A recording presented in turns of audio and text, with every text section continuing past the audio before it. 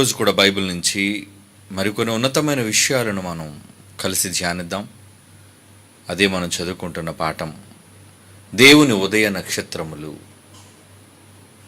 దేవుని ఉదయ నక్షత్రములు. నక్షత్రము అనగానే విశ్వములో అత్యంత పెద్దది, ప్రకాశించేది. మన కుటుంబానికి, సౌర కుటుంబానికి ఒక సూర్యుడు ఒక నక్షత్రం అయితే, ఈ గ్రహాలన్నిటికంటే అత్యంత పెద్దది అది సూర్యుడు, సూర్యగోళం. అలాంటి సూర్యగోళాన్ని మించిన ఎన్నో భీకరమైన గోళాలు, కాంతివంతంగా వెలిగి మండలాలుగా, పుంతలుగా, కోటాను కోట్లుగా ఈ విశ్వములో విస్తరించి ఉన్నవే నక్షత్రాలు. శాస్త్రం ఎదగనంత వరకు సూర్యుడే పెద్దదిగా, దూరానున్న నక్షత్రాలు చిన్నవిగా భావించేవాడు. కానీ మనిషి ప్రకృతిని, అనగా దేవుడు చేసిన ప్రకృతిని చదివే కొద్దీ అనేక రహస్యాలను నేర్చుకుంటూ తెలుసుకుంటూ వచ్చాడు. అదేంటంటే, నక్షత్రాలు అత్యంత పెద్దవైన గోళాలు. సూర్యుడు కేవలం వాటి దగ్గర ఇసుకరేణి లాంటి వాడు.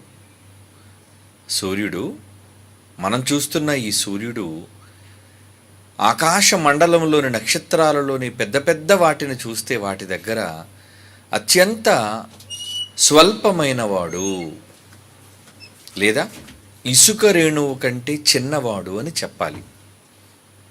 అంటే నక్షత్రం ఎంత గొప్పదో, ఆకారంలో ఎంత పెద్దదో, ఎంత ప్రకాశవంతమైనదో, ఇక ఎంత ప్రజ్వలమైనదో అన్నది మనం తెలుసుకోవాలి. నక్షత్రాలు అని దేవుడు అన్నాడు అంటే దానికి కారణం, ఆయన చేసిన నక్షత్రాలు ప్రకాశమానంగా ఉంటున్నాయి. స్వయం ప్రకాశకాలు. అవి స్వయంగా వెలిగేవి సూర్యుడిలా.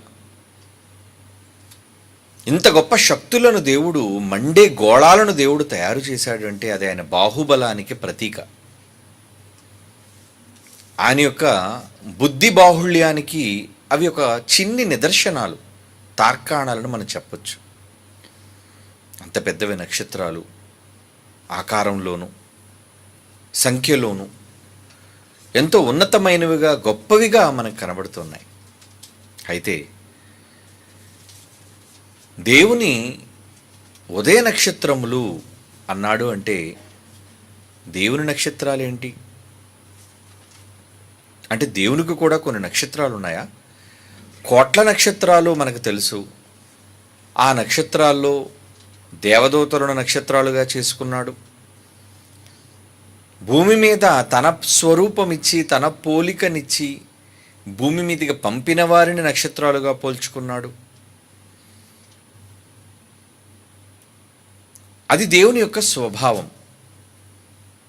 అంటే తన దగ్గర ఉన్న వారిని నక్షత్రాలతో పోల్చేవాడు, ఉన్నతంగా చూపించేవాడు.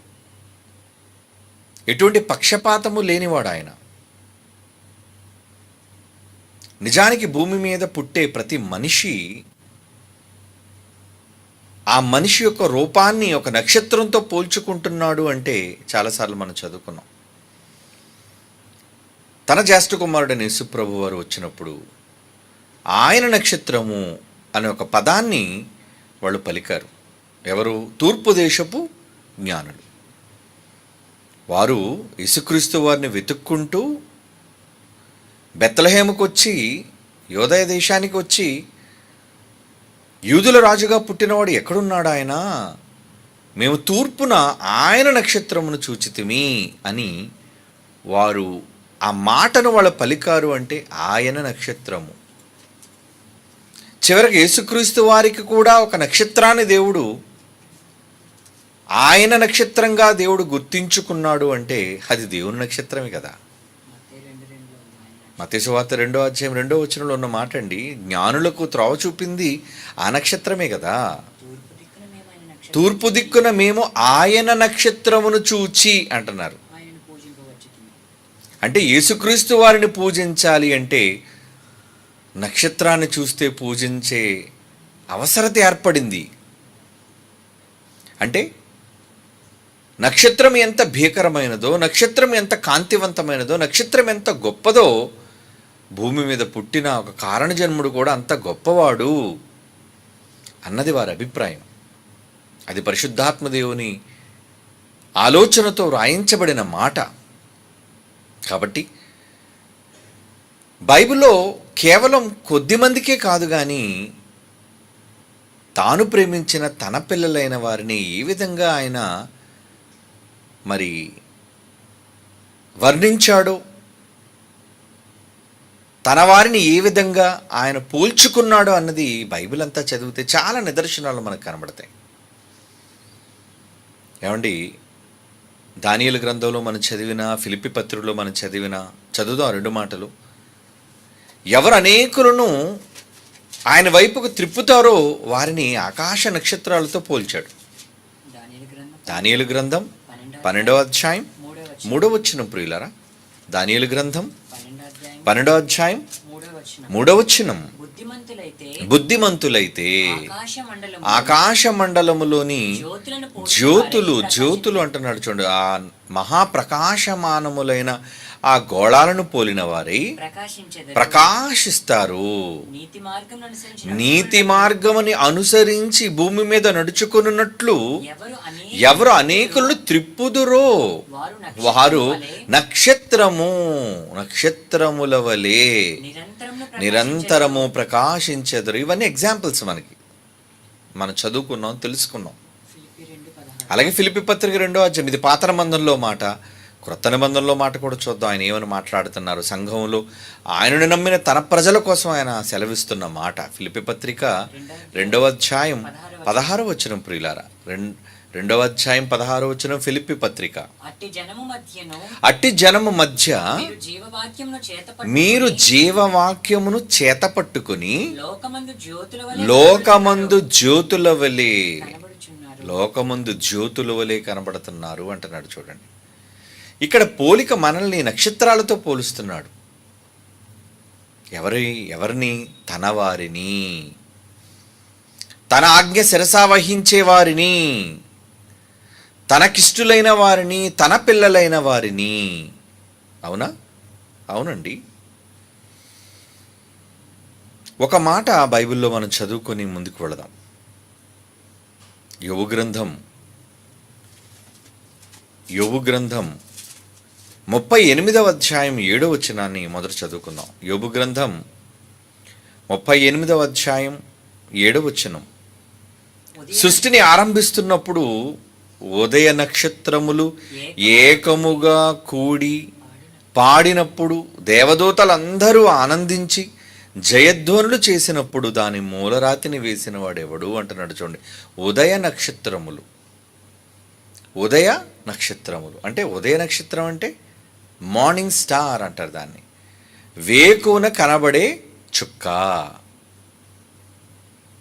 ఏమండి, సూర్యుడు ఉదయిస్తున్నప్పుడు అన్ని నక్షత్రాలు కనబడవండి. మీరు గమనించారో లేదో, సూర్యుడు వేకువన తూర్పున ఉదయిస్తున్నప్పుడు మనకి కనిపించే విధానంలో చీకటిగా ఉన్నప్పుడు కోటాను కోట్ల నక్షత్రాలు ఆకాశ విశాలంలో మనకు కనబడుతూ ఉంటాయి. వెలుగు రాగానే అవన్నీ కూడా కనుమరుగైపోతున్నాయి. అంటే ఉన్నాయి, కానీ సూర్యుని యొక్క వెలుగు వాటిని కనబడనివ్వకుండా చేస్తుంది, భూమికి దగ్గరగా ఉన్న సూర్యుడు. అయితే ఆ ఉదయంలో కూడా నక్షత్రంగా, అంటే ప్రకాశం, నక్షత్రము అంటే వెలిగేది అని అర్థం, ప్రకాశించేది అని అర్థం.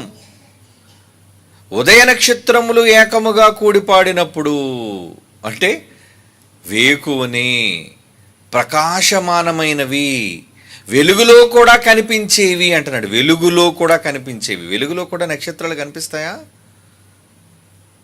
ఏమంటే వెలుగులో నక్షత్రాలు కనిపిస్తాయా? కనిపిస్తాయండి.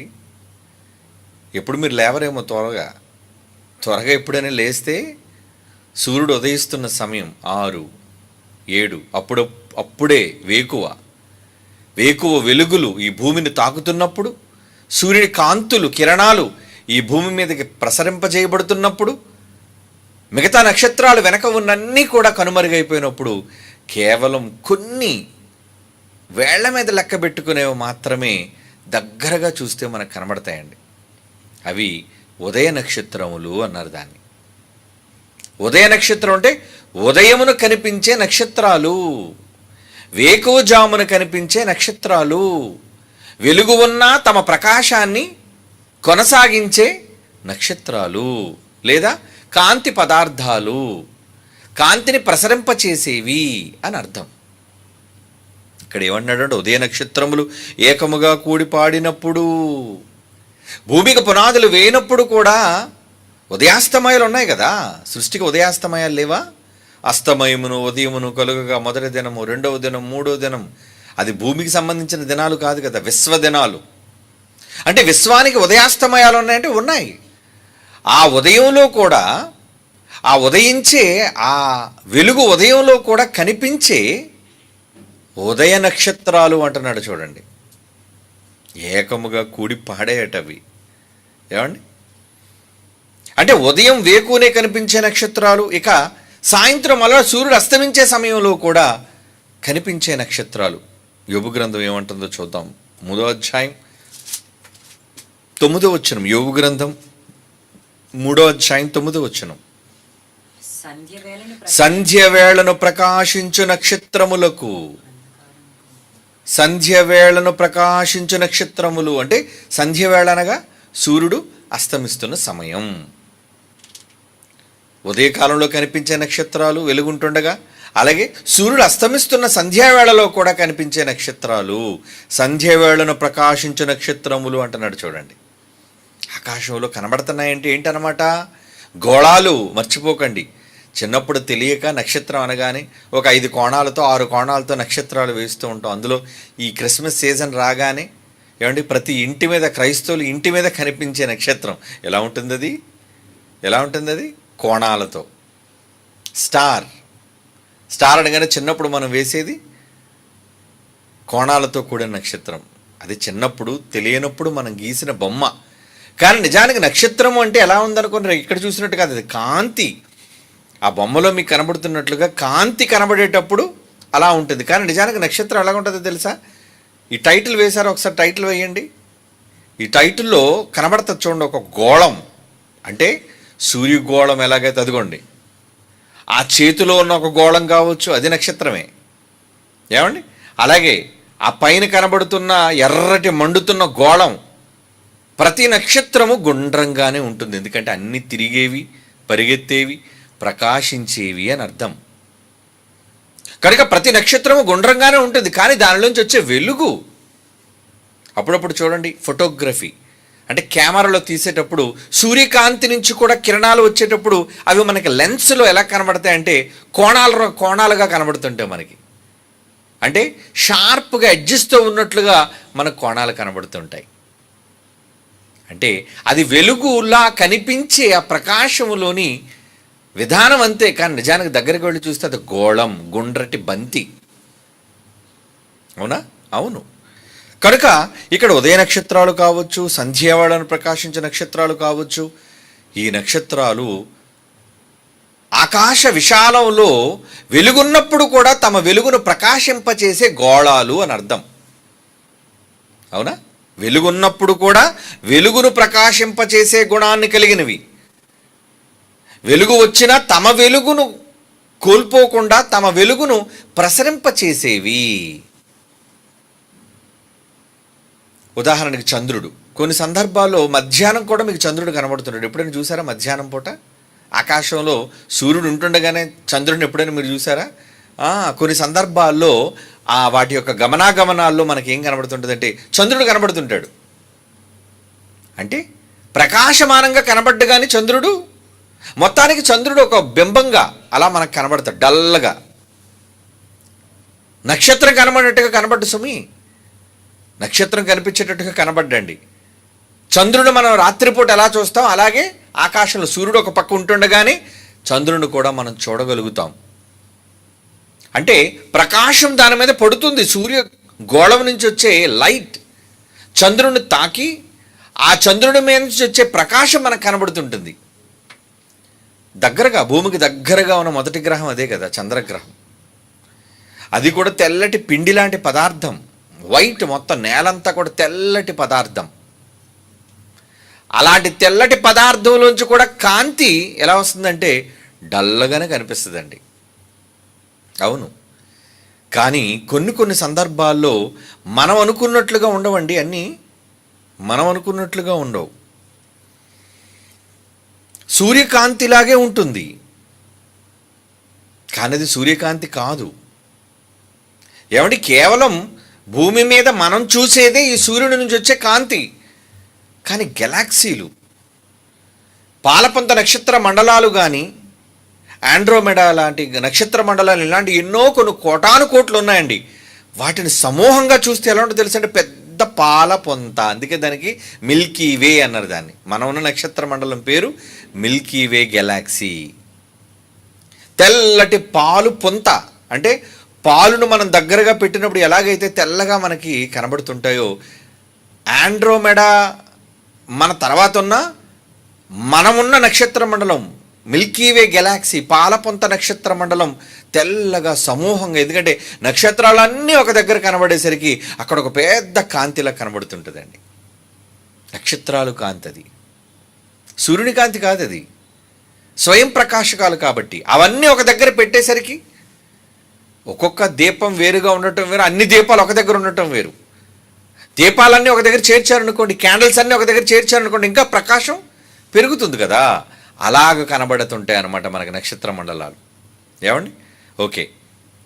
ఇప్పుడు మనం ఒక మాట చూద్దాం. అపవాది వేటిని కోరుకుందంటే, యెషయా గ్రంథం 14వ అధ్యాయం 13వ వచనాన్ని చూడగలిగితే, యెషయా గ్రంథం 14వ అధ్యాయం 13వ వచనం, నేను ఆకాశమునకు ఎక్కిపోతాను దేవుని నక్షత్రములకు పైగా. నిజానికి ఈ మాట అపవాదికి సంబంధించినట్లుగా మనం అనుకుంటాం, కానీ ఒక రాజు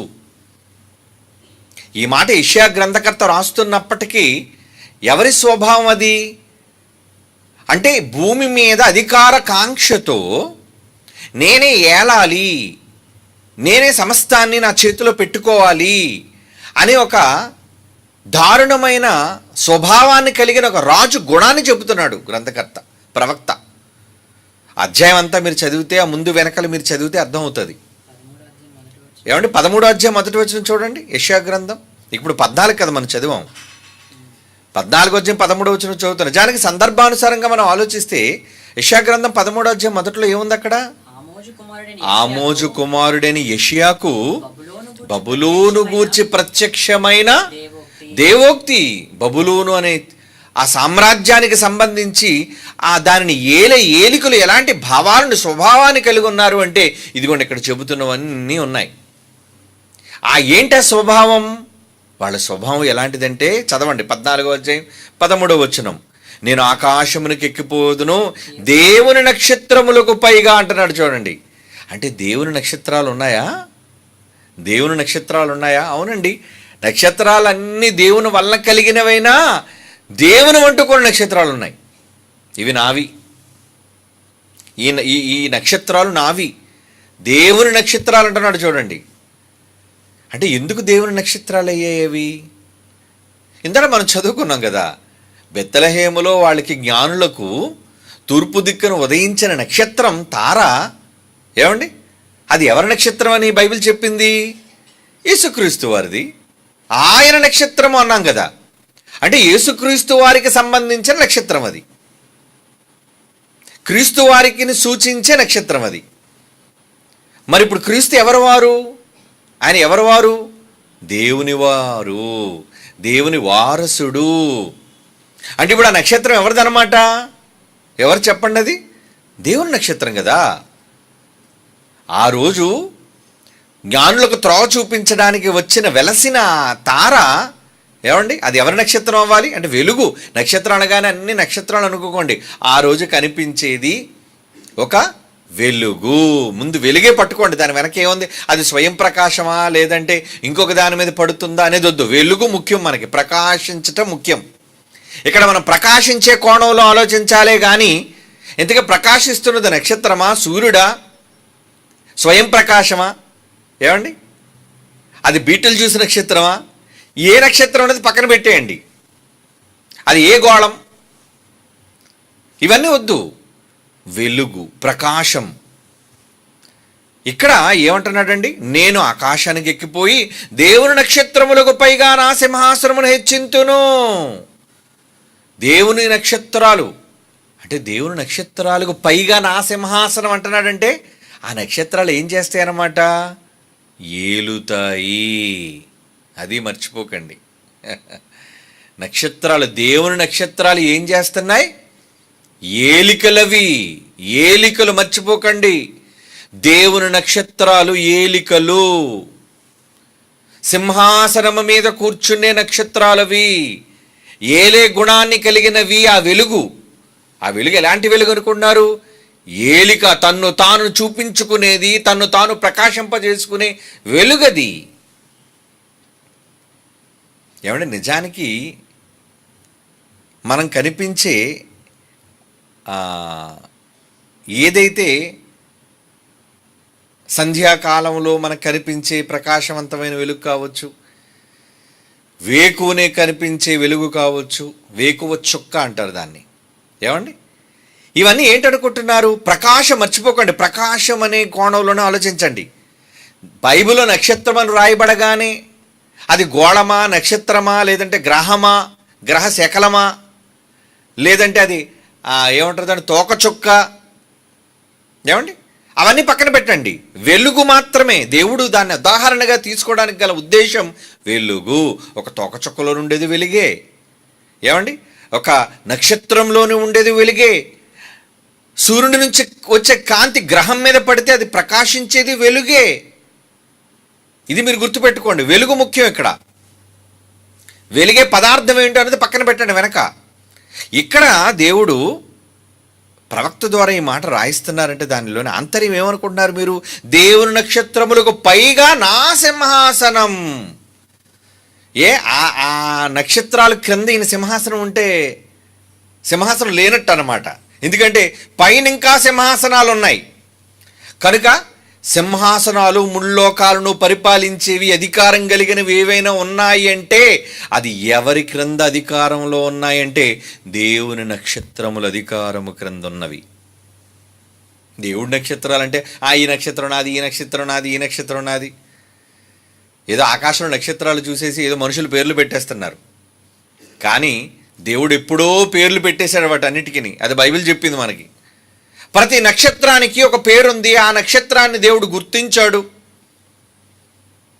అది దేవుడికి మాత్రమే తెలుసు. అయితే దేవుడంటూ గుర్తించుకున్న కొన్ని నక్షత్రాలు ఉన్నాయి. ఉదయ నక్షత్రాలు ఏకముగా కూడి పాడినప్పుడని యోబు గ్రంథంలో మనం చదువుకున్నప్పటికీ, సృష్టిని ఆయన ప్రారంభించినప్పటికీ దేవుని పిల్లలు లేరు కదా. అంటే కొన్ని నక్షత్రాలు ఆయన పనివారులు, సేవకులైన ఆత్మలు, దేవదూతలను కూడా నక్షత్రాలుగా చూసుకుంటున్నాడు ఆయన. అవన్నీ ఆయన సేవకులు, పనిచేసేవి. కానీ దేవుని నక్షత్రములు అనగానే, ఇక్కడ దేవుని నక్షత్రములు అనగానే అవి దేవునివి. ఈ నక్షత్రము నాది. కోట్ల నక్షత్రాల్లో ఈ నక్షత్రము నాది. ఈ 100 ఎకరాల్లో ఈ భూమి నాది అని మనం ఎలాగైతే అనుకుంటున్నామో, ఎందుకంటే దాని మీద రైట్, దాని మీద హక్కు, అది మీవి అనడానికి దానికి సంబంధించిన కొన్ని రుజువులు, హక్కు, అధికారం ఎలా అయితే ఉంటుందో అర్థం అవడానికి చెప్పాను మీకు. అలాగే కోట్ల నక్షత్రాలు అన్నీ ఆయనవైనా తనకంటూ కొన్ని నక్షత్రాలను పెట్టుకున్నాడు. ఇవి నా నక్షత్రాలు, దేవుని నక్షత్రాలు. ఆ నక్షత్రాలకు ఉన్న గొప్పతనం ఏంటంటే పాలించేవి, ఏలికగా ఉండేవి, సింహాసనాల మీద ఉండేవి. అందుకే ఈ రాజు ఎలాంటి కోరిక వాడు కలిగి ఉన్నాడు, వాడు యెషయా గ్రంథంలో దేవుని నక్షత్రములకు పైగా నా సింహాసనమును హెచ్చింతును. అంటే ఇప్పుడు ఉదయ నక్షత్రాలు అనగానే, దేవుని నక్షత్రాలు అనగానే మనం ఏమనుకోవాలి, ఏలికలు అన్నమాట. అవి ఏలికలు, వాటి ప్రకాశాన్ని చూపించేవి. స్టార్ అంటారు. స్టార్ అంటే ఏంటి? గొప్పతనం. సిల్వర్ స్క్రీన్ మీద కనిపించే ఏమంటే ఈ విగ్ స్టార్లు అందరినీ కూడా ఏమని పిలుస్తారు చెప్పండి? మ్యాక్సిమం చాలామంది హీరోలకు పోయింది తలంతా. ఏమండి మొత్తానికి ఏదో విగ్గుతో సెట్ చేసుకున్నారు. వాళ్ళు ఏమని పిలుస్తారండి? స్టార్. ఒక్కొక్కరికి ఒక్కొక్క సూపర్ స్టార్ ఒకరు, రెబల్ స్టార్ ఒకరు, ఐకాన్ స్టార్ ఒకరు, ఇంకా వాళ్ళు నచ్చిన స్టార్లు పెట్టుకుంటారండి. ఏదో పేరు పెట్టుకోవడం, ఆ తర్వాత నక్షత్రంగా పెట్టుకోవడం. అంటే స్టార్ అనగానే మనకేంటి? సెలబ్రిటీ, పేరు ప్రఖ్యాతులు కలిగిన వాళ్ళు. అంతే కదా. స్టార్లు అంటే ఏంటి? ఆటల్లో స్టార్స్ ఉన్నారు, నటనలో స్టార్స్ ఉన్నారు, లేరా? ఉన్నారు. చాలా రంగాల్లో స్టార్స్గా వెలుగుతున్నవారు, ప్రకాశిస్తున్నవారు ఉన్నారు. ఇంతకీ ఏంటి అంటే గుర్తింపు, సాధించిన వాళ్ళు అని అర్థం. ఊరకనే స్టార్ అవుతారు చెప్పండి? ఈ మధ్యన ఒక స్టార్ కోసం పాపం ఎవరో ఒక అబల ప్రాణం కూడా కోల్పోయిందట. మొత్తానికి ఏదో దానికి సంబంధించిన ఒక రభస అవుతుంది. ఇంతకీ ఎందుకు అక్కడెందుకు తొక్కిసలాట జరిగింది అంటే ఒక స్టార్ వెళ్ళాడు అక్కడికి. ఎందుకు ఆ స్టార్ రాగానే ఎందుకు అక్కడ ఉద్రిక్త పెరిగింది? ఏమంటే ఎందుకు ఉద్రిక్తగా పెరిగిందంటే ఆయనకున్న గుర్తింపు అలాంటిది, ఆయన ఫాలోయింగ్ అలాంటిది. ఊరకనే వస్తుందా? మీరు ఎవరైనా వెళ్తే అలా తొక్కిసలాట జరుగుతుందో చెప్పండి? జరగదు. తొక్కిసలాట జరిగింది అంటే అక్కడ అర్థం ఏంటి? మరి ఆ స్థితికి రావడానికి, ఆ పేరుని సంపాదించుకోవడానికి వెనక చాలా కష్టపడ్డాడు. అది నటనలోనో యాక్షన్లోనో, ఏమండి మొత్తానికి తనదైన రంగంలో తన ప్రతిభను కనుపరుచుకున్నాడు కనుకనే నక్షత్రం అయ్యాడు. మర్చిపోకండి. స్టార్, ప్రకాశిస్తున్నాడు, వెలుగుతున్నాడు ప్రజల మధ్య. ఏమండి ఒక నాయకుడిగా ఉన్న స్టార్స్ ఉన్నారు, ఏమండి ఆటలలో స్టార్స్గా కనబడే వాళ్ళు ఉన్నారు, మంచిని చేసి స్టార్స్గా ఉండేవాళ్ళు ఉన్నారు. చాలా రకాలుగా మనకు కనబడుతుంటారు. కనుక వాళ్ళు ఆ స్థాయికి రాగలిగారు అంటే దానికి కారణం ఏంటది? వాళ్ళు సాధించారు అని అర్థం. ఇక్కడ కూడా దేవుని నక్షత్రములకు పైగా నా సింహాసనాన్ని నేను హెచ్చించుకుంటాను అంటున్నాడంటే వాళ్ళు ఊరకనే దేవుని నక్షత్రాలు అయిపోయి ఏదో దేవుడు పిలిచేసేవారే, నాయన నువ్వు నా నక్షత్రం రా అంటే దేవుడు పెట్టుకుంటే వచ్చిన నక్షత్రాలు కావు ఇవి.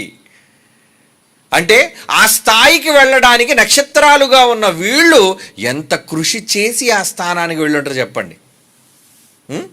ఏమండి మోడీ గారు మొత్తానికి ఛాయ్ వాలా అని పిలుస్తారండి ఆయన్ని, మన భారతదేశ ప్రధాని. ఒక టీ అమ్ముకునే వ్యక్తి భారత ప్రధానిగా సింహాసనం మీద కూర్చున్నాడు అంటే ఏమి సాధించకుండానే అంత స్థాయికి వెళ్ళాడా చెప్పండి? లేదు. మొత్తానికి చాలా కృషి ఉంది దాని వెనక.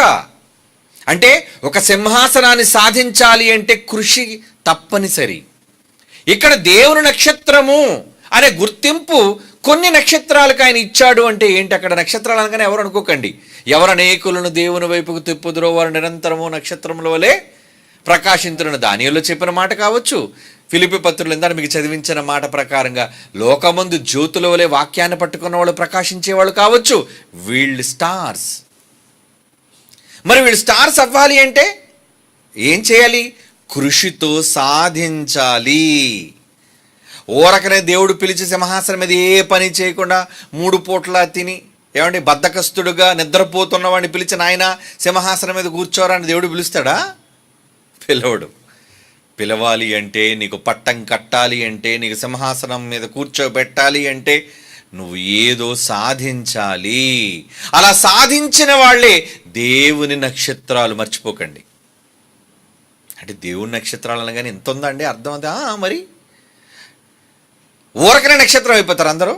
నక్షత్రాల వల్ల ఎవరు ప్రకాశిస్తారని ఇందాడు అన్నాడు. పోనీ చూడండి ఆ మాట ఇంకొకసారి చదువుదాం, మళ్ళీ మీకు అర్థం అవుద్దేమో. దానియేలు గ్రంథంలో ఎవరు అనేకులను త్రిప్పుదురో నీతి మార్గమును అనుసరించి నడుచుకొనున్నట్లు ఎవరు అనేకులను త్రిప్పుదురో నక్షత్రము వలె నిరంతరము ప్రకాశించుదురు.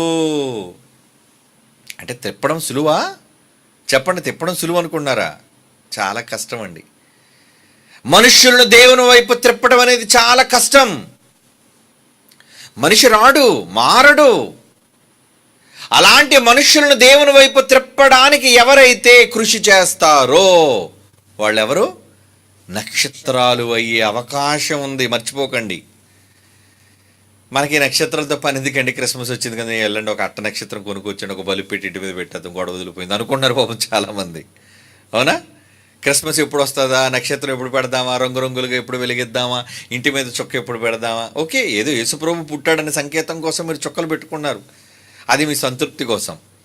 కానీ నిజానికి నువ్వు కదా, నువ్వు రియల్ స్టార్. నువ్వు సాధించి ఆ పరిస్థితికి నువ్వు వెళ్ళాలి. యేసుప్రభు ఆల్రెడీ ఒక నక్షత్రానికి వచ్చేసింది. ఎందుకంటే ఆయన జీవితం అంతా చూస్తే ఎంత కష్టపడి కృషి చేసి సాధించాడు అనేది మనకు అర్థమైపోతుంది. మరి నువ్వు నక్షత్రంగా మారాలి అంటే నువ్వు కృషి చేసి దాన్ని సాధించాలి. అప్పుడు ఏ నక్షత్రం అవుతావు తెలుసా నువ్వు? దేవుని నక్షత్రం. దేవుని నక్షత్రం, ఆ నక్షత్రం ఏలిక. అది సాధించాలి అంటే ఏం చేయాలని ఇప్పుడు దానియేలు గ్రంథంలో చెప్పాడు. త్రిప్పు, నీతి మార్గాన్ని నడుచుకునేటట్లుగా త్రిప్పడానికి మీరు ఏం చేస్తున్నారు చెప్పండి? నిజంగా ఎవరైతే బైబిల్ పట్టుకొని వీధులకు వెళ్ళి త్రిప్పడానికి కృషి చేస్తున్నారో వాళ్ళందరికీ నక్షత్రాలు అయ్యే అవకాశం ఉంది, చెప్తున్నాను నేను. ఎందుకంటే ఏమో మీ మాటలు విని ఎవరైనా మారొచ్చు. మీరు చెబుతున్న సువార్తను విని ఎవరైనా ప్రభువులోనికి తిరగొచ్చు, అవకాశం ఉంది, ఛాన్స్. కనుక మీరు చుక్కగా మారాలి అనుకుంటున్నారా? దేవుని నక్షత్రం చుక్కగా మారడం అంటే, చాలామంది అంటే చచ్చిపోకుండా చుక్క అయిపోయాడు అంటారు. చుక్కల్లోకి ఎక్కినాడు చక్కనోడు పాట రాస్తారు. ఎవరైనా చచ్చిపోతే చాలండి ఆ పాట వేస్తుంటారు. అంటే ఇటు చుక్క అయిపోయాడు పైన. ఎందుకు చుక్క అయిపోతాడు పైన? చుక్క అవ్వాలి అంటే చాలా సాధించాలి. ఏమండి? కనుక ఈరోజు మనం చుక్కగా, దేవుని నక్షత్రం చుక్కగా అవ్వడం గొప్ప విషయం కాదు. దేవుని చుక్కగా నువ్వు అవ్వగలవా? దేవుని నక్షత్రంగా నువ్వు మారగలవా? దేవుని నక్షత్రంగా మనిషి మారాలి అంటే అనేకులను దేవుని వైపు త్రెప్పాలి. తిప్పడానికి మీరేం చేశారు ఇప్పుడు చెప్పండి? బైబిల్ పట్టుకుని సువార్తకి వెళ్ళారా? అవకాశం ఉంది. ఇంకా దేవుని వాక్యాన్ని సమాజం మధ్య ప్రకటించడానికి మీ వంతు కృషి ఎలా? ఒక సభ పెట్టడంలో, ఏమండి, ఒక కార్యక్రమాన్ని నిర్వహించటంలో, వేల మంది దేవుని జ్ఞానాన్ని వినటంలో మీరేమైనా కృషి చేస్తున్నారా? కష్టపడుతున్నారా? మీ పెట్టుబడి ఏమైనా ఉందా? అవునండి, చాలామంది తమ కష్టాన్ని పెట్టుబడిగా పెడుతున్నారు. బయటికి వీధిలోకి వెళ్ళి దేవుని వాక్యాన్ని, లోకమందు వాక్యాన్ని పట్టి జ్యోతులుగా ప్రకాశించే వాళ్ళు ఎలా అయితే ఉన్నారో అవుతారో, ఎవరైతే ఆ వాక్యాన్ని జ్యోతిని ప్రకాశింపచేయడానికి వెనక ఉండి వెలిగిస్తారో వాళ్ళు కూడా దేవుని నక్షత్రాలుగా మారే అవకాశం ఉంది. ఏమండి, ఈరోజు నేను వేల మంది ప్రజల మధ్య వేదిక మీద మాట్లాడగలుగుతున్నానంటే వేదిక నేను కట్టుకున్నానా? కరపత్రాలు నేను పంచానా? చెప్పండి, ఆలోచించండి. పోస్టర్లు నేను అతికించానా? ఫ్లక్స్లు నేను కట్టానా? మరి వేల మంది గ్రౌండ్లో ఉంటున్నారంటే అర్థం ఏంటి? ఎందరో ఎందరో కృషి చేశారు. వాళ్ళందరూ చుక్కలు అయ్యే అవకాశం ఉంది. ఏదో ఒక మీటింగ్ వచ్చేసాం, కష్టపడి చేతులు దులిపేసుకొని అయిపోయిందండి బాబు, ఇంక మీటింగ్ అయిపోయింది, మళ్ళీ నెక్స్ట్ 2 సంవత్సరాల తర్వాత ఎప్పుడు మీటింగ్ అయినంత వరకు మనకి ఏ పని లేదని కూర్చున్నాడు నక్షత్రం అవడు. దేవుని నక్షత్రం అవడు మర్చిపోకండి. మీరు దేవుని నక్షత్రంగా మారాలి అంటే, ఎందుకంటే దేవుని నక్షత్రం ఇది నాది, ఈ నక్షత్రం నాది అని దేవుడు మిమ్మల్ని అనాలి అంటే, భూమి మీద మీరు బ్రతుకున్న కాలంలో ఎంతమందిని త్రిప్పడానికి ఒక వాక్యం, ఇంకా పాట 6 భాషల్లోకి పంపిస్తున్నామండి ఈసారి. మనిషి మనస్సులను మార్చే పాటను, ఆ పాట వినగానే అర్థవంతమైన పాట, మనం వెళ్ళకపోయినా మన పాట వెళ్ళిపోతుంది, రాష్ట్రాలకు వెళ్ళిపోతుంది, ఇతర భాషల్లోనికి వెళ్ళిపోతుంది. హిందీలోని చేసామంటే అర్థం ఏంటి? It's a national language. అంటే భారతదేశంలో తప్పనిసరిగా ఒక జాతీయ భాషగా హిందీ మెజారిటీ ఎక్కువ మందికి తెలిసే ఉంటుంది. అంటే భారతదేశం అంతా వెళ్ళిపోయే అవకాశం ఉంది, ఇన్ని కోట్ల మంది వినే అవకాశం ఉంది. అలాంటి అవకాశానికి నువ్వు సద్వినియోగం చేసుకుంటున్నావు అంటే ఏంటనమాట? నీకు కూడా దేవుని నక్షత్రం అయ్యే అవకాశం ఉంది.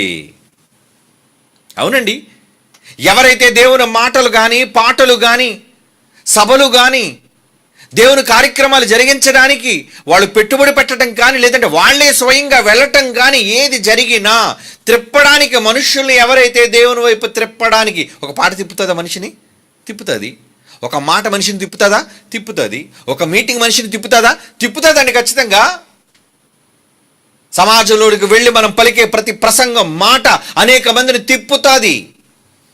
అలా తిప్పేవాళ్ళు నక్షత్రాలు అయితే కేవలం వాక్యోపదేశకం మెయిన్ స్పీకర్ ఒక్కడే కాదు, ఆ స్పీకర్ మాట్లాడడానికి ఎంతమంది వెనక ఉండి కృషి చేశారో వాళ్ళందరికీ దేవుడు చుక్కలయ్యే అవకాశం ఇస్తున్నాడు. Very good, very good.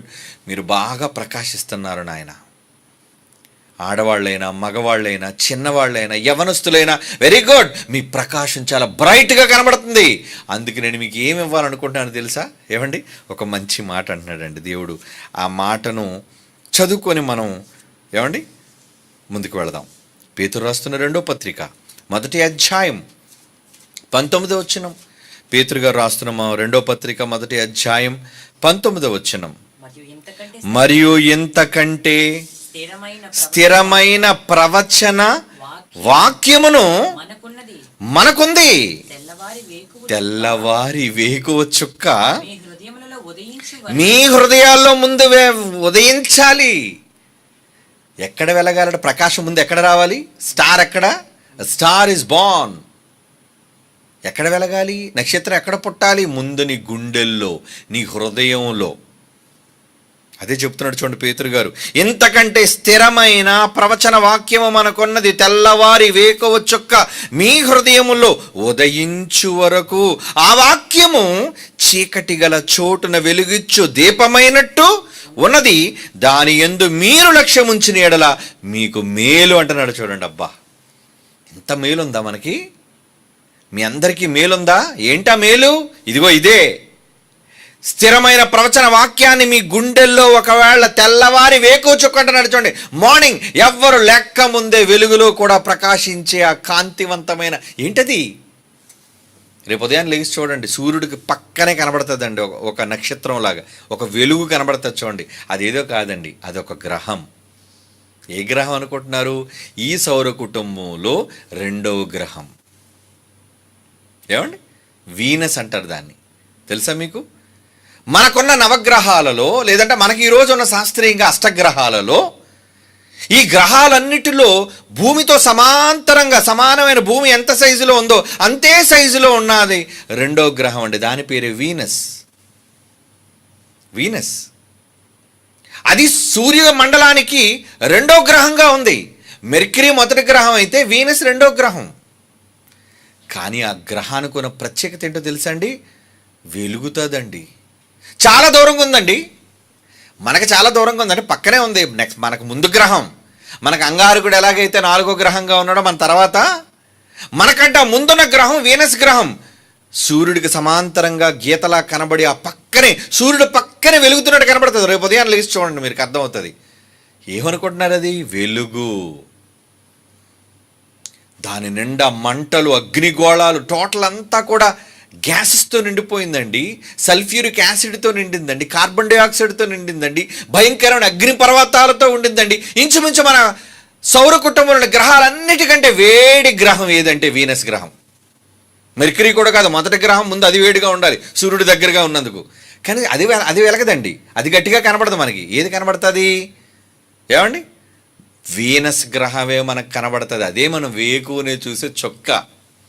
వేకువ చుక్క అనగానే ఏమనుకుంటారు మీరు? చాలా కొంచెం సైజులో, అంటే దగ్గరగా ఉంది కాబట్టి ప్రకాశమానంగా కనబడుతుంటుంది మనకి. దాని వెనక కూడా ఇంకా చాలా పెద్ద పెద్ద నక్షత్రాలు ఉన్నాయండి, చాలా కాంతివంతంగా వెలిగే నక్షత్రాలు ఉన్నాయండి. కానీ పగటి వేళ సూర్యుని వెలుగులో కూడా మనకు వేకువనే కనబడే చుక్క లాంటిది ఏదైనా ఉందంటే అదిగో ఆ వీనస్ గ్రహం. అంటే దాని మీద సూర్యుని యొక్క కాంతి పడి ఏమవుతుంది? అది మండిపోతుంది అనమాట. అది సూర్యుడి నుంచి కాంతి వచ్చి పడింది వీనస్ గ్రహం మీద, అది మండిపోయి ఎలా అంటే ఒక నక్షత్రంలా కనబడుతుంది. అది నక్షత్రం వెలుగులో కూడా తన ప్రకాశాన్ని చూపిస్తుంది. నేను ఎక్కడ ఉన్నానో, ఏమంటే దాని ఉనికిని చాటుకుంటుంది. అది సూర్యుడు వచ్చిన తర్వాత మిగతా నక్షత్రాలన్నీ వెనక్కి వెళ్ళిపోయి కనబట్టలేదు, ఏ చుక్క కనబట్టలేదు. కానీ ఒక గ్రహం ముందుకు వచ్చిందండి. నేనున్నాను, ఐఎమ్ హియర్. ఎవరు నువ్వు? నక్షత్రమా? నీకు నక్షత్రంలా కనబడే గ్రహాన్ని నేను, లోపల భయంకరమైన అగ్నిజ్వాలలతో మండిపోతున్న గ్రహాన్ని నేను. ఎవరు అనుకుంటున్నావు? నేనే వీనస్ గ్రహం. ప్రకాశమానంగా తెల్లవారి వేకునే నువ్వు కళ్ళు ఇలాగ అనుకొని లేచి చూడగానే సూర్యుడితో పాటు సమానంగా బ్రైట్గా వెలిగే ఒక చుక్క లాంటి దానని నేను. అందుకని అది గ్రహమా, అది గోళమా, నక్షత్రమా పక్కన పెట్టండి, కానీ వెలుగు. ఏమంటే అన్ని గ్రహాలు ఎందుకు వెలగవు మరి? అదెందుకు వెలుగుతుంది? తన వెలుగును చాటుకోవటంలో ఆ గ్రహానికి ఉన్న విలువ. అది ఉదయాన్నే దేవుడు మీకు చూపిస్తున్నాడు, చూడు చూడు చూడయ్యా వెలుగులో కూడా ఎలా వెలుగుతుందో. మళ్ళీ నిజానికి నక్షత్ర మంటలు వేరండి, సూర్యగోళం వేరండి మంటలు. కానీ అలాంటి సూర్యగోళంలో మంటలు దాని మీద లేకపోయినా వచ్చే కాంతిని తీసుకొని ఏంటండి ఎలా వెలిగిపోతుంది? కాంతిని తీసుకొని వెలుగొచ్చా? కాంతిని తీసుకొని వెలుగుతుందా? మన పక్కనే చంద్రగ్రహణం ఉంది, కాంతి వచ్చి పడుతుంది, కానీ అంతగా నక్షత్రాలా వెలగదు. అది డల్గా ఇంట్లో బెడ్ ల్యాంప్ లాగా వెలుగుతుంటుంది మనకి. అది అవునా?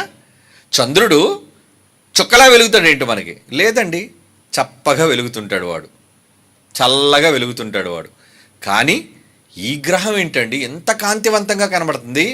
అదే వేకువ చుక్క, తన ఉనికిని చాటుకుంటుంది ఆ చుక్క. నేనున్నాను, దానిని చూసి నువ్వే నేర్చుకోవాలి. నేను వెలగాలి, నా ఉనికి ఏంటో నేను చూపించుకోవాలి, నేనేంటో దేవునికి చాటుకోవాలి. నేనున్నాను తండ్రి, నేనున్నాను, ఐఎమ్ హియర్, నేనున్నాను నాన్న. నా కోసం ఎవరు వెళ్తారు, ఎవరు పని చేస్తారు, ఈ కార్యక్రమాన్ని ఎవరు ముందుకు తీసుకువెళ్తారు? ఇదిగో నిర్మాణం జరుగుతుంది, ఇదిగో పాటల కార్యక్రమం జరుగుతుంది, ఇదిగో సువార్త వ్యాప్తి జరుగుతుంది, ఇదిగో సభలు జరుగుతున్నాయి, ఇదిగో సదస్సులు జరుగుతున్నాయి. ఎవరు నాయనా దీన్ని చేస్తారు? నేనున్నాను తండ్రి అని ఏ ఒక్కరు ముందుకొచ్చి ప్రకాశించడానికి సిద్ధపడుతున్నారు చెప్పండి? కుటుంబంలో, ఈ కుటుంబంలో ఏమండి భూమి మూడో గ్రహం అయితే ఈ కుటుంబంలో నేను కూడా ఉన్నాను అని బయటకు వచ్చి ఉదయాన్నే చాటుకుంటుంది తన ఉనికి. ఎస్, నేను ఇక్కడ ఉన్నాను, నేను నీ ఫ్యామిలీ, నీ కుటుంబంలోని దాన్నే నేను, నీకన్నా ముందు గ్రహాన్ని నేను అని ఒక వీనస్ గ్రహం వేకువ చుక్కగా మనకు కనబడుతుందే, వెలుగుగా కనబడుతుందే. మరి ఈ కుటుంబంలో, దేవుని కుటుంబంలో ఉన్న మీరందరూ కూడా ఏమైనా వెలుగుని ఏమైనా కలిగి ఉన్నారా? మాకు వెలుగు ఏంటంటే బాబు, మేము అనడానికి ఏమీ లేదు, ఆరిపోయి ఎప్పుడో ఉన్నాం అనుకుంటున్నారా? ఒక మాట చదువుతాం చూడండి బైబిల్లో ఈ మాట. కీర్తన గ్రంథం 36వ కీర్తన 9వ వచనం అండి. 36వ కీర్తన 9వ మాట, 36వ కీర్తనలోని 9వ వచనం. అక్కడ ఏమంటున్నాడు చూడండి. నీ యొద్ద జీవపు ఊట కలదు, నీ వెలుగును పొందియే మేము వెలుగును చూచుచున్నాము. నీ వెలుగును పొంది, నీ వెలుగు మా మీద పడగానే ఏం కనబడుతుంది? వెలుగు. అంటే దేవుడు వెలుగు మన మీద ప్రకాశిస్తే మనం కూడా వెలుగుతామా? వీనస్ గ్రహం వెలుగుతుంది చూడు, గ్రహం అది. మరి అదేంటంటే చుక్కలా కనబడుతుంది అది. మరి ఇన్ని గ్రహాలు ఉన్నాయి, ఏది వెలగట్లేదు, అదేంటంటే అలా వెలుగుతుంది. మరి అది తన ఉనికిని చాటుకుంటుంది. నీ పక్కనే ఉన్న గ్రహం వేకువ చుక్కని పేరు పెట్టారు దానికి, ఎందుకంటే తెల్లవారే సూర్యుడి కాంతిలో కూడా కనబడుతుందని. మరి నువ్వెక్కడున్నావు? ఈ చుక్క కనబడట్లేదేంటి? అప్పుడప్పుడు మనుషులు మాట్లాడేటప్పుడు ఎప్పుడో కనబడ్డారు అనుకో, ఏంట్రా బొత్తుగా చొక్క అయిపోయి నువ్వు అంటారు. చొక్క అయిపోవడం అంటే నువ్వు కనబడట్లేదు అని. సంఘంలో కనబడిన వారు, దేవుని పనిలో కనబడని వారు, దేవుని పనిలో ముందుకు రానివాడు ఎవరు? వీళ్ళంతా ఆరిపోయిన చొక్కలు, కనిపించని చొక్కలు ఉన్నారు. మేము చొక్కలమే, కానీ ఇంకో వెలుగు వచ్చేసరికి నువ్వు నీ వెలుగేం కనబడట్లేదు. ఏమండి, ఇంకొక వెలుగు నీ పక్కన వచ్చేసరికి నువ్వు కనబడట్లేదు. కానీ వెలుగు వచ్చినా నువ్వు వెలుగుతున్నావు అంటే అది నీ గొప్పతనం. ఏమండి, నువ్వు రాగానే ఇంతమంది నీ దగ్గరకు వచ్చారు అంటే ఏంటనమాట అక్కడ అర్థం? నీ వెలుగు దగ్గర ఏదో మాయ ఉంది, నీ వెలుగులో ఏదో ఒక ఆకర్షణ ఉంది. నీ వెలుగు నీదే, నువ్వు వేకువ చుక్క, నీ వెలుగును పొందియే అంటున్నాడు. అందుకే నీ వెలుగును పొందియే మేము వెలుగు చూచుచున్నాము. అవునా? అలాగే ఎఫ్సి పత్రికలో ఒక మాట అంటాడండి. ఎఫ్ఎస్సీలకు రాసిన పత్రిక 4వ అధ్యాయంలోనూ 5వ అధ్యాయంలో ఒక మాట అంటాడండి, చూద్దాం ఒకసారి. అందులో వెలుగు యేసుప్రభు మీ మీద ప్రకాశిస్తున్నాడు అని పౌలు గారు మాట్లాడుతూ ఏమన్నారు చూడండి. 5వ అధ్యాయం 5వ అధ్యాయం 13వ వచనం అండి. 13 సమస్తమును ఖండింపబడి వెలుగు చేత ప్రత్యక్షపరచబడి ఏదో అది వెలుగే కదా, లైట్ అని చివరి మాట. అందుచేత నిద్రించుచున్న నీవు మేల్కొని, చచ్చిపోయినట్టు అయిపోయాడు నాయన. కమాన్ గెటప్, లే. నిద్రించుచున్న నీవు మేల్కొని మృతులలో నుంచి లెమ్మో, క్రీస్తు నీ మీద ప్రకాశించుచున్నాడు అని ఆయన చెప్పుచున్నాడు. క్రీస్తు నీ మీద ప్రకాశం రాగానే నువ్వేమైపోవాలి? ఏమండి, మీరు ఎప్పుడైనా గమనించారో లేదో, రోడ్డు మీద మార్కర్స్ ఉంటాయండి కొన్ని. లైట్ పడినంతగా వెలగ, అసలు అక్కడ ఉన్నట్టే మనకు తెలియదు. ఎప్పుడైనా కారులో కానీ నైట్ జర్నీ చేసినప్పుడు రోడ్డు మీద కొన్ని సిగ్నల్స్ ఉంటాయి, సైన్ బోర్డులు ఉంటాయి. వెలుగు ఎప్పుడైతే పడిందండి, ఎవరో కాంతి అక్కడ లైట్ వేసినట్టుగా, స్విచ్ వేసినట్లుగా చాలా గొప్పగా కనబడుతుండేది నైట్ టైం. మీరు గమనించారో లేదు? ఈసారి గమనించండి ఎప్పుడైనా వెళ్ళేటప్పుడు. అంటే ఎప్పుడైతే వెలుగు దాని మీద పడిందో అది ఉన్న రంగు పసుపా, ఎరుపా, తెలుపా, చాలా బ్రైట్గా కనబడుతుంటుంది సింబల్ అంతా.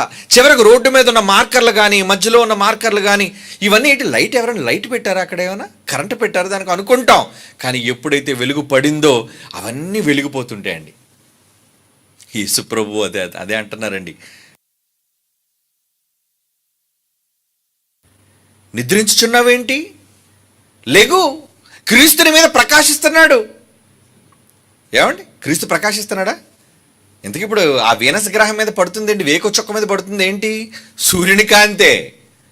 సూర్యుని కాంతి పడి ఏంటి అంత బ్రైట్గా చుక్క అనుకున్నావేంటి? దాన్ని చుక్క కాదది, సూర్యుని కాంతి పడి మనకు మెలమెలా నక్షత్రంలా వేకులో కూడా, వెలుగులో కూడా కనబడుతుంది. ఏమండి, పెద్ద పెద్ద నక్షత్రాలన్నీ కనబడటం వెనక్కి వెళ్ళిపోయి, కానీ ఒక చిన్న గ్రహం దాని మీద ఉన్న వెలుగుతో ఏంటండి ఎంత గొప్పగా ప్రకాశిస్తుంది. ఒక గ్రహమే అలా ప్రకాశిస్తున్నప్పుడు నువ్వు ఇంకా విగ్రహంలా ఉన్నావా? ఏమండి, విగ్రహంలా ఉన్నావు అంటే ఏంటనమాట అక్కడ ఉద్దేశం?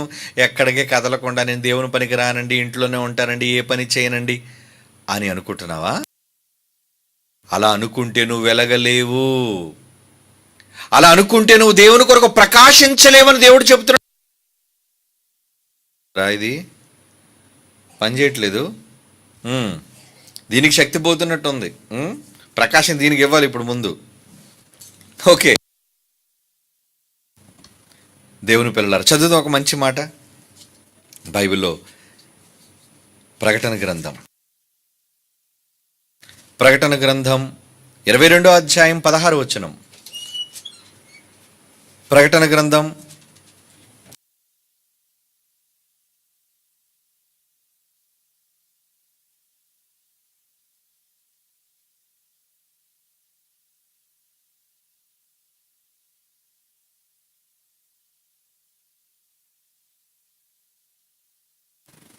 ఓకే చూడండి, ప్రకటన గ్రంథం 22వ అధ్యాయం 16వ వచనం.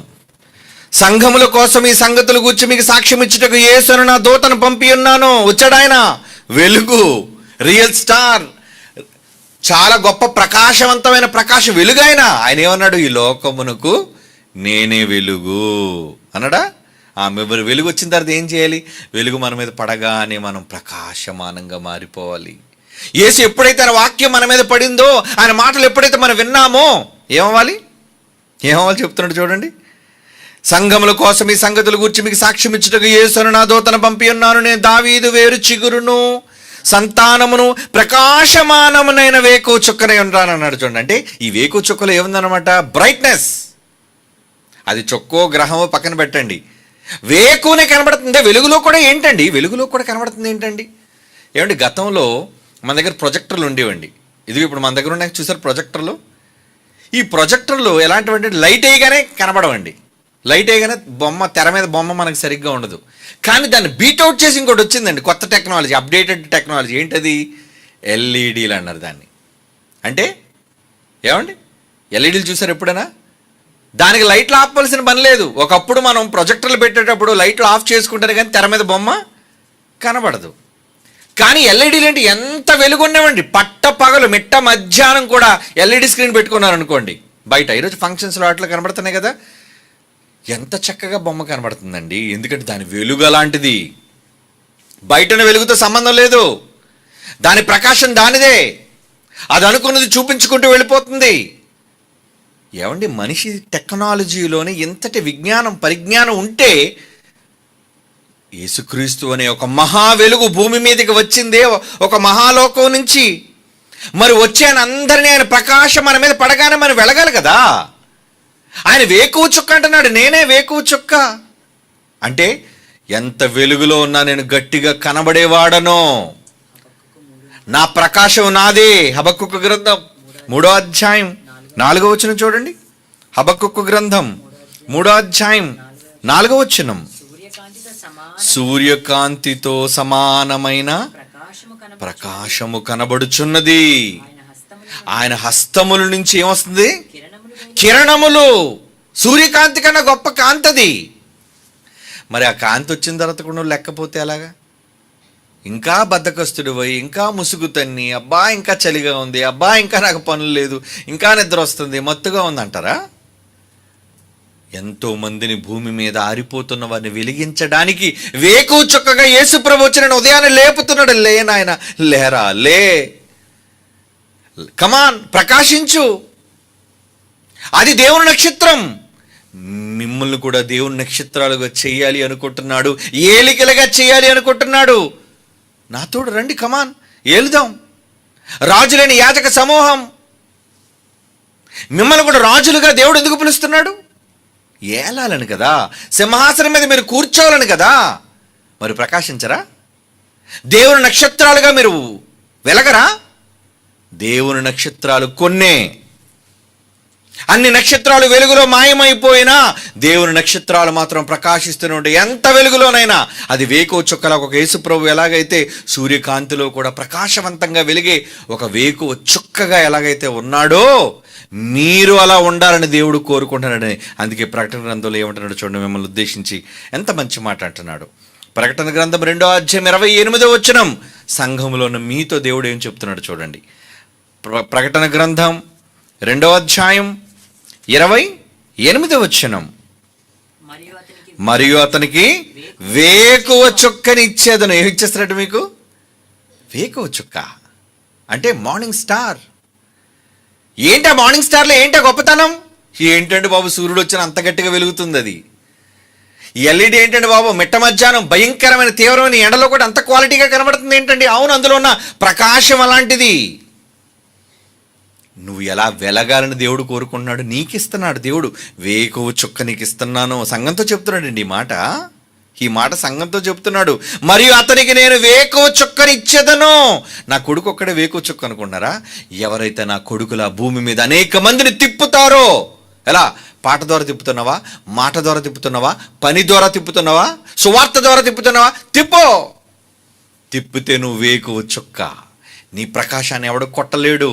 నువ్వు ఎంత వెలుగులోనైనా సరే ప్రకాశిస్తూనే ఉంటావు. నీ వెలుగు గొప్పది. నువ్వు దేవుని నక్షత్రం. అన్ని చుక్కల్లో కూడా దేవుడు, ఇదిగో వీడు నా స్టార్, వీడు నా నక్షత్రం, వీడిని ఏలిక చేస్తాను, వీడి పాదాల కింద సమస్తాన్ని ఉంచుతాను, వీడి సింహాసనం మీద కూర్చోబెడతాను, అధికారాన్ని వాడి చేతికి ఇస్తానంటున్నాడు దేవుడు. ఎంత గొప్ప అధికారం దేవుని యొక్క నక్షత్రాలకు ఉందా? ఈ నక్షత్రాలన్నీ వదిలేసి ఏదో క్రిస్మస్ రాగానే ఒక రంగు నక్షత్రాన్ని మేడ మీద పెట్టుకొని చూపించి క్రిస్మస్ దాటగానే తీసేరా, ఇంకా అయిపోయింది, చుక్క పని అయిపోయింది. అలాంటి చుక్కలు కావండి. దేవుడు మిమ్మల్ని కోరుకుంటున్నాడు. ఉదయ నక్షత్రాల్లా, వేకువ చుక్కలుగా మీరు ప్రకాశించేవాళ్ళుగా, క్రీస్తు నుంచి వచ్చే ప్రకాశాన్ని మీరు పొంది వెలిగిపోవాలి. మీరు అంటే వాక్యం. ఈ వాక్యాన్ని విని నేర్చుకొని వెలగరా? మీరు వెలగాలి కదా. వెలగకపోతే మీకు అధికారం ఎలా వస్తుంది చెప్పండి? వెలగకపోతే మీరు సింహాసనం మీద ఎలా కూర్చుంటారు చెప్పండి? వెలగకపోతే మీరు ఎలా ఎంతమందిని తిప్పగలరు చెప్పండి? తిప్పాలి. అందుకే వేకువ చుక్కను అతనికి ఇస్తాను. కీర్తన గ్రంథం 119వ కీర్తన 130వ వచనం. కీర్తన గ్రంథం 119వ కీర్తన 130వ వచనం. నీ వాక్యములు వెల్లడి అగుట తోడని వెలుగు కలుగును. నీ వాక్యం ఏంటి? ఇగో ఇప్పుడు నేను చెబుతున్న ఈ మాటలే. ఈ వాక్యం అనేది కలుగు రాగానే వెల్లడి అగుట తోడనే వెలుగు కలుగును. అంటే మీరు వెలగాలి అంటే మిమ్మల్ని వెలిగించేది ఏది? వాక్యం. ఇందా ఎఫ్సి పత్రిక చదువుకున్నాం కదా 5:14లోని, లే తేజరిల్లు, యేసుప్రభు నీ మీద ప్రకాశిస్తున్నాడు, మృతుల్లోంచి లేవయ్యా. ఎంతకాలం చచ్చిపోయి ఉంటావు? అలా బ్రతకవా? చచ్చిపోతున్న సమాజాన్ని బ్రతికించవా? ఎంతోమంది ఆరిపోయిన వాళ్ళు ఉన్నారు, ఎంతోమంది వెలగలేని వాళ్ళుగా ఉన్నారు.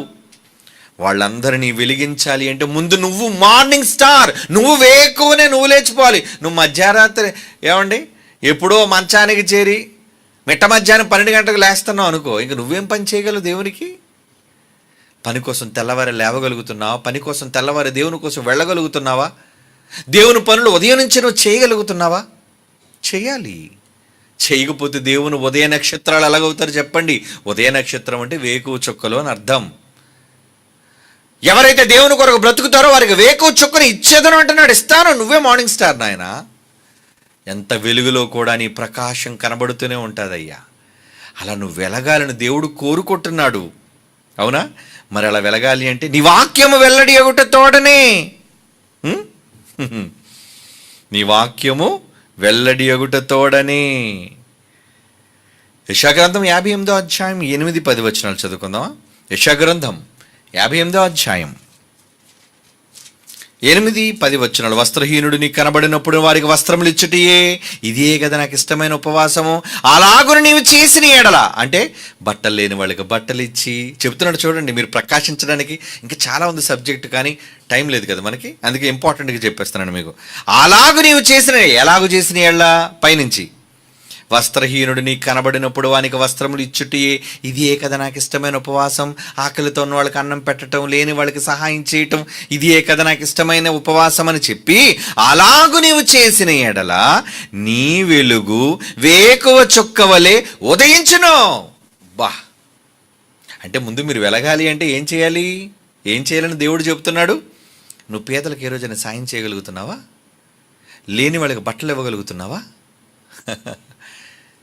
అంటే లేని వాళ్ళు అంటే ఏంటి? అవసరతల్లో ఉన్నవాళ్ళు, రోడ్డు మీద లేని వాళ్ళు కావచ్చు, పేదలుగా ఉండి డబ్బులు లేక ఇబ్బంది పడుతున్న వాళ్ళు కావచ్చు, దేవుని సేవలో ఉండి పని చేస్తున్న వాళ్ళకి చేసిన వాళ్ళు కావచ్చు. వీళ్ళందరికీ నువ్వు చేయగలుగుతున్నావా? ఇవ్వగలుగుతున్నావా? మన హైదరాబాద్ వెళ్ళేటప్పుడు మియాపూర్ శ్రీను వచ్చి, అన్నా మీకు సూట్ కొట్టారని, ఖచ్చితంగా మీరు సూట్ ఎందుకు నాన్న, సూట్ బోల్డ్ ఉన్నాయి నాయన నాకు సూట్లని. లేదని మీకు సూట్ తక్కువని కాదు, మీకు నేను కొనాలి. ఆ బెంగళూరు వెళ్తానండి, వెళ్ళిన ప్రతిసారి అక్కడ వాడు సూట్ తీస్తారండి. ఈరోజు నాకున్న కోట్లలో బట్టల్లో మెజారిటీ 99% బయట పిల్లలు కొనివేనండి అన్నీ. నేను అన్నాను, నా పాటలకు ఇబ్బందిగా ఉందని ఏమనుకోకు, దయచేసి నువ్వు పంపించిన అమౌంట్ నేను పాటల కోసం వాడేస్తానంటే ఓకే అనే, సరే మీ ఇష్టాన్ని నేను కాదనలేకపోతున్నాను. అంటే వాళ్ళ మనసు ఏంటి? బట్టలు కొనాలి. ఎందుకు? నేను కొన్న బట్టలు వేసుకొని మీరు వాక్యం చెప్పాలి, అది వాళ్ళ ఆశ. మీరు ప్రకాశించాలి, మీరు కనిపించాలి, వెలుగుగా ఉండాలి. దానివల్ల మాకు ఏంటి ప్రయోజనం? ఇదిగో ఇదేనండి. ఈ మాటలు ఇక్కడ ఏమన్నాడు? లేనివాడు, అవసరతల్లో ఉన్నవాళ్ళు ఉన్నప్పుడు వానికి వస్త్రములు ఇచ్చి, మరి మీరు వెలుగుతారా? వెలిగిస్తారా? ఈ సమాజాన్ని త్రిప్పాలి కదా. ఈ సమాజంలో అనేక మందిని దేవుని వైపు త్రిప్పాలి, వెలిగించాలి. అలా వెలిగించే వాళ్ళుగా ఉండాలని దేవుడు కోరుకుంటున్నాడండి. 10వ వచనం కూడా చదువుదామా? ఆశించిన దానిని ఆకలిగొన్న వానికి ఇచ్చి శ్రమపడిన వారిని తృప్తిపరిచిన చీకటిలో నీ వెలుగు ప్రకాశించును. అబ్బా, ఏం అవకాశం ఇచ్చారండి! ఆశించిన దానిని ఆకలిగొన్న వానికి ఇచ్చి, ఎవరైనా అవసరతల్లో ఉన్నారు, ఇబ్బందుల్లో ఉన్నారు, అలా అవసరతలో ఉన్న వారిని, ఆకలిగొన్న వానికి, శ్రమపడిన వానిని తృప్తిపరిచిన ఎడల. మీరు వాళ్ళకి పెట్టడం, వాళ్ళ దగ్గర మీరు కొట్టేయడం కాదు. సంఘాలు ఎలా తయారంటే జాగ్రత్తగా ముసుగేసుకురావడం, మీ దగ్గర డబ్బులు కొట్టేయడం. అలాంటి దొంగలను మీరు పెంచి పోషించకండి. నిజముగా అవసరతల్లో ఉన్నవాళ్ళు ఎవరైనా ఉంటే మీరు వాళ్ళకి సహాయం చేయండి. ఆ సహాయం చేసినప్పుడు ఏమంటున్నాడు? ఆశించిన దానిని ఆకలిగొన్న వానికి ఇచ్చి శ్రమపడిన వాని తృప్తిపరిచిన ఎడల చీకటిలో నీ వెలుగు ప్రకాశించును, అంధకారము నీకు మధ్యాహ్నము వలె ఉండును. ఎంత చీకటి నువ్వు ఎలా కనబడతావు? ఏంటండి ఇంత వెలుగు ఉందంటే, మధ్యాహ్నంలో ఉందేంటి? మధ్యాహ్నం ఎలా ఉంటుంది? ప్రకాశవంతమైన వెలుగు. ఈ లక్షణాలు ఎవరికి ఉంటే తెలుసా అండి? ఈ లక్షణాలు ఎవరికి ఉంటే తెలుసా? దేవుని యొక్క ఉదయ నక్షత్రాలకు ఉండే లక్షణాలు ఇవన్నీ. అలా ఈ సంఘం వెలుగుతుంది. ఈ సంఘంలోనే ఎందరో వెలుగుతున్నారు, ఎందరినో వెలిగిస్తున్నారు. వారందరూ దేవుని ఉదయ నక్షత్రాలు, వేకువ చుక్కలు. మర్చిపోకండి, మీరు మీ కుటుంబాలు ఎల్లప్పుడూ దేవుని పనిలో ఇలాగే వెలగాలని కోరుకుంటున్నాడు దేవుడు. సంఘముగా మీ సోదరుడు నేను కూడా. ఓకే.